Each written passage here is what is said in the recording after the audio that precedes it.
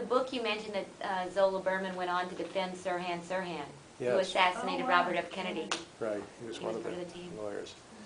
Berman himself was alcoholic, and he was heavy drinking when he was down here, but he ultimately died probably of alcohol-related conditions.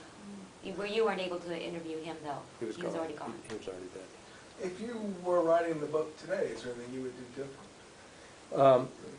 I would add some, there's nothing I would do differently in terms of the presentation or what I've done, but I would add some more material to it. And one of the things I was going to talk with you about, and I will if you'd like me to, was the reunion of Platoon 71. Yeah, I was going to ask about that, the epilogue. It's in the epilogue. That was one of the questions I had. That is in the book, though? That's in the book, yeah. It would be great for you to talk about.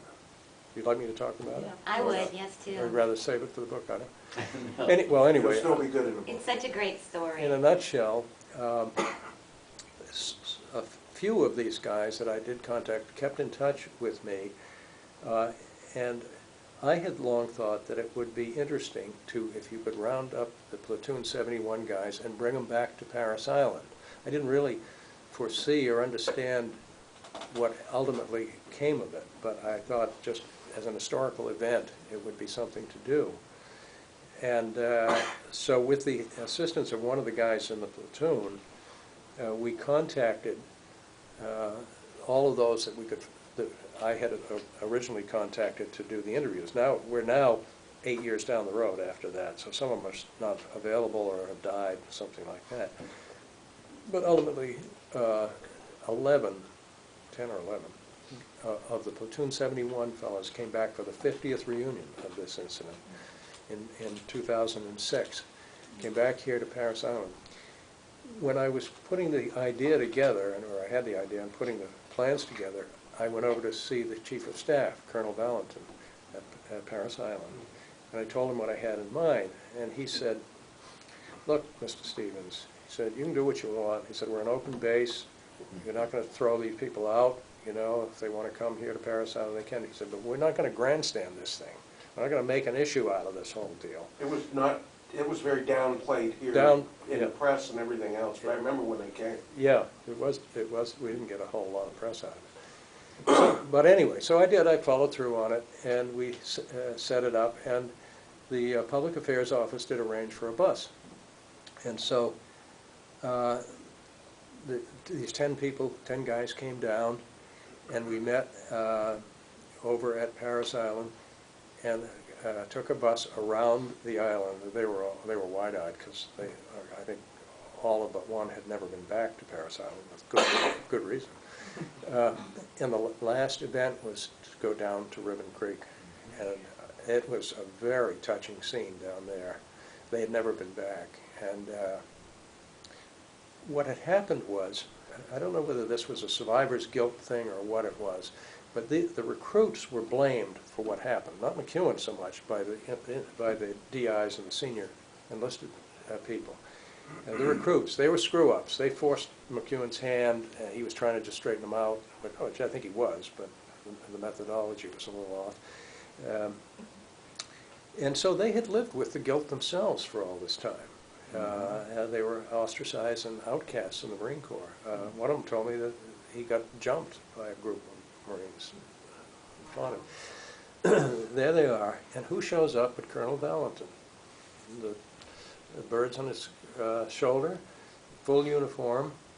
And this is on the banks of Ribbon Creek where they went in. The banks of Ribbon Creek, and these guys are down here. One fellow's brought some tobacco juice. It's tobacco powder. It's an Indian custom of some sort to spread on the waters for the souls of those that had drowned and all. A very, very moving event.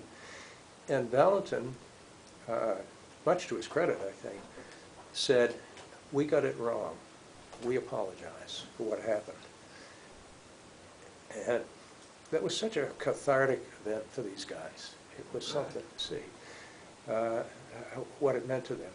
What brought Valentin around? I don't know. I think he realized that the thing initially, you know, was some jerk civilian was talking about this probably to promote his book, and it'll never happen. And when he saw what was going on, he decided, you know, better get on the bus before I'm under it, and came down there and spoke to them.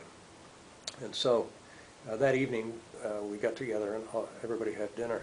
We all had dinner, and it was a wonderful experience. And the guys got up and talked a bit about it and how relieved they were after 50 years that they finally had gotten this off their chest, and they'd been absolved by the high command. It meant so much to them. See, that is my idea of what a Marine really is. That bird you just talked about, Valentine. I mean, see, I'm not a Marine, and these guys are. You are. But what that colonel did is the epitome of the Marine Corps, in my view.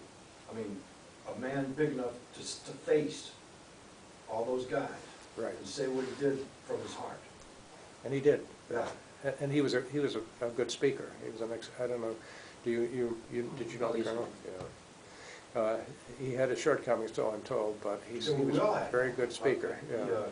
But he had the balls. He had the nice, Well, he was the chief of staff, and he did what he felt he needed to do for the general quite often too. And I don't know if that was the case, but Yeah. A good chief of staff takes care of the general too. Yeah, he took care of it, and he did a great job of it. So that was the reunion.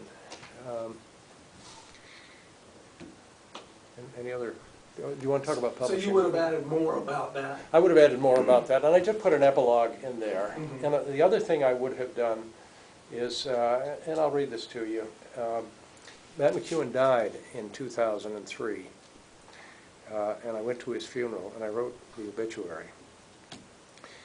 Once again, I have trouble reading this because the story was very touching to me, but let me do what I can here. Because this kind of summed up at least the way I saw the whole thing. On a hardscrabble hill overlooking the rural neighborhood where he was born, Matthew McEwen was buried today. More than 100 of his friends and family huddled together in the face of the late autumn winds as an admixture of Catholic blessings and Marine Corps salutes paid final tribute to the flawed but noble spirit whose lifeless embodiment was laid to its final rest. 47 years ago, the same man was reviled by all too many people as a heartless butcher, a sadist whose momentous error of judgment caused 6 Marine recruits to drown in the black waters of Ribbon Creek. His life thereafter was in many ways an effort to seek redemption for the act he could never undo. At his court-martial, he testified that had he been asked to walk to the gallows, he would have done so. He did. A devout man, he prayed every day of his life thereafter for the souls of his lost recruits and for forgiveness. But there was much more to this man than was revealed by the publicity surrounding the events from which he derived such notoriety. Until that time, he had an unblemished military record, serving in World War II aboard the carrier Essex and as a machine gunner on the frigid battlefields at the Chauzan Reservoir. He was a battle-tested Marine who had faithfully and honorably served his country in the face of peril. Matt McEwen was a gregarious man without hint of guile or pretense. Tears flowed down his cheeks as he recounted to me the events of Ribbon Creek 40 years earlier. He was faithful to his wife Betty, loyal to his friends, and loving to his extended family. He never sought to escape responsibility or to cast the burden on others for the deaths at Parris Island. Say what one will, he was a man of character. Matt McEwen died at his home, quite appropriately on Veterans Day, his family at his side. May he rest in peace, enjoying now the redemption never attainable in his lifetime. If there is a place beyond, may he forever be joined in serenity with the 6 young men who preceded him there. Very good. That's how I felt about it. Wow. Well, you have added a plus to redeem what history had given you. Yeah, you gotta be awful proud of that.